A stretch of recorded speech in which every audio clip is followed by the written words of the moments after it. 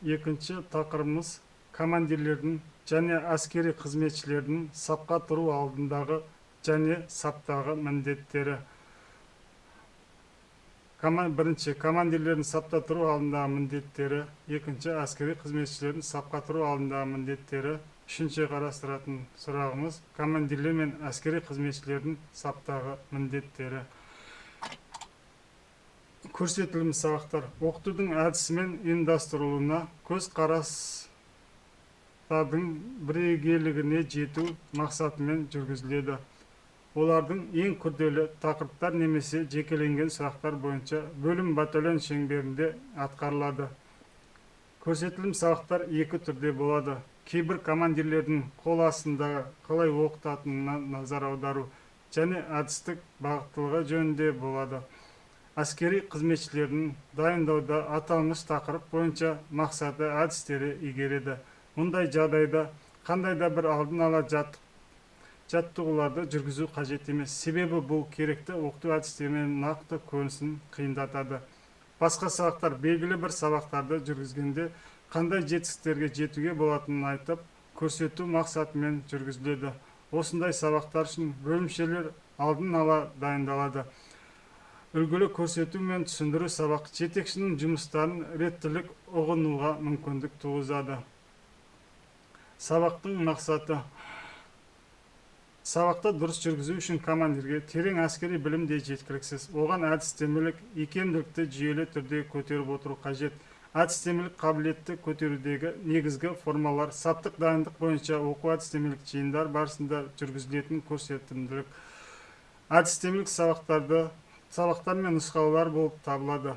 Оның үстіне олардың білімдері сарбаздардың өз алдына жүргізетін барлық сабақтарына жетілдіріледі. Сабақтың міндеті өткен сабақтарға үйретілген қимылдар мен тәсілдерді тексеру және жаттықтыру, жаңа саптық тәсіл немесе іс-қимылмен танысу. Тәсіл немесе қимылды үйрену. Егер тәсіл немесе іс-қимыл күрделі болса, онда оларды элементтері бойынша оқып үйрену қажет. Сонан соң үйлесімді түрде баяулатып, қалыпты деңгейге жеткізу қажет. Егер тәсіл немесе іс-қимыл күрделі емес болса, онда оларды алғашқыда баяу деңгейден кейін бірте-бірте оқыту барысында қалыпты дәрежеге кейін жеткізеді. Көрсетімділік сабақтар ең күрделі тақырыптарды немесе жекеленген сұрақтарды көрсету үшін бөлім батальон шеңберінде жүргізіледі. Командир сапқа тұрудың орнын, уақытын, тәртібін, киімнің нысаны мен жабдықты, сондай-ақ қандай қару-жарақ, әскери техника болу керектігін ескертуге қажет болған жағдайда бақылаушы тағайындауға, саптағы өзінің бөлімшесінің санын, сондай-ақ қару-жарақты, әскери техниканы, оқ-дәрілерді, жеке қорғау құралдарын және бекініс құрал саймандарын тексеруге және білуге, қарамағындағылардың сыртқы келбетін, сондай-ақ жабдықтарының бар жоғын және оның дұрыстығын тексеруге, саптың тәртібін сақтауға және бөлімшелердің пәрмендермен белгілі, ал әскери қызметшілердің саптағы өз міндеттерін нақты орындауларын талап етуге, жаяу сапта пәрмен берілгенде саптың дұрысты қабылдауға, бөлімшелер қару-жарақпен және техникамен сапқа тұрғанда оларға сыртқы шолу жасауды жүргізуге, сондай-ақ жеке құрамда тасымалдауға арналған жабдықты түгендеуге және түзулігін, тасымалданатын материалдық бөліктің мүліктің саналуының дұрыстығын тексеруге, қауіпсіздік талаптарын жеке құрамның есіне салуға, қозғалыс кезінде белгіленген арақашықтықты, жылдамдықты және қозғалыс ережелерін сақтауға міндетті. Әдістемелік сабақтар. Сабақты жүргізетін командирлер мен оқытушылардың әдістемелік икемділігін арттыруға арналған жаңа тақырыптарды үйрету алдында жүргізіледі.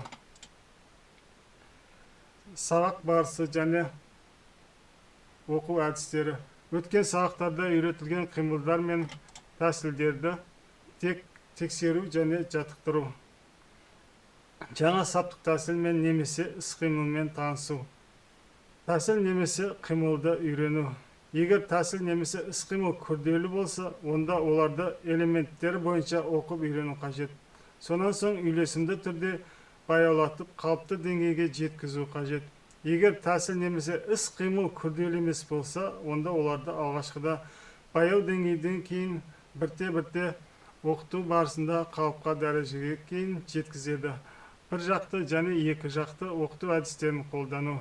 Әскери қызметші өзінің қаруының өзіне бекітіліп берілген қару жарақтың, техниканың, оқ дәрілердің, жеке қорғаныс құралдарының, бекініс құрал саймандарының нысанды киімдерін және жабдығының түзулігін тексеруге, нысанды киімдерін ұқыпты реттеуге, жабдықтарды дұрыс киюге және жөндеуге, анықталған кемшіліктерді жою үшін жолдасына көмектесуге, саптағы өз орнын білуге, оған жылдам және әбігерсіз тұруға, қозғалыс кезінде түзелімді белгіленген аралықта ара қашықты сақтауға, қауіпсіздік талаптарын орындауға, саптан рұқсатсыз шықпауға, сапта рұқсатсыз сөйлеуге және темекі тартпауға, өзінің командирінің бұйрығын, пәрмендерін ықыласпен назар аударуға, оларды жылдам және әрі нақты басқаруға, бөгет жасамастан орындауға,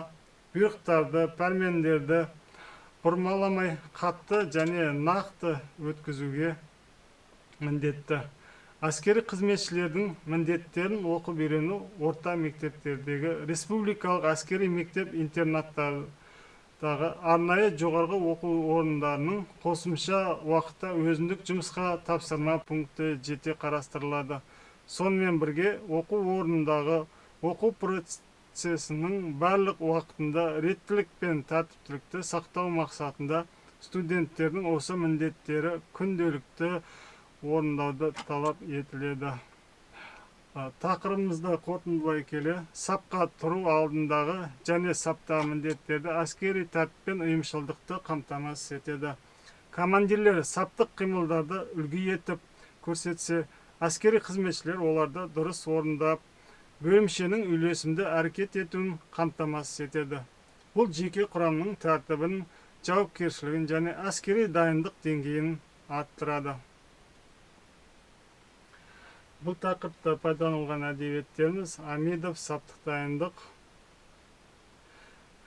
және Елемесов, бастапқы әскери және технологиялық дайындық.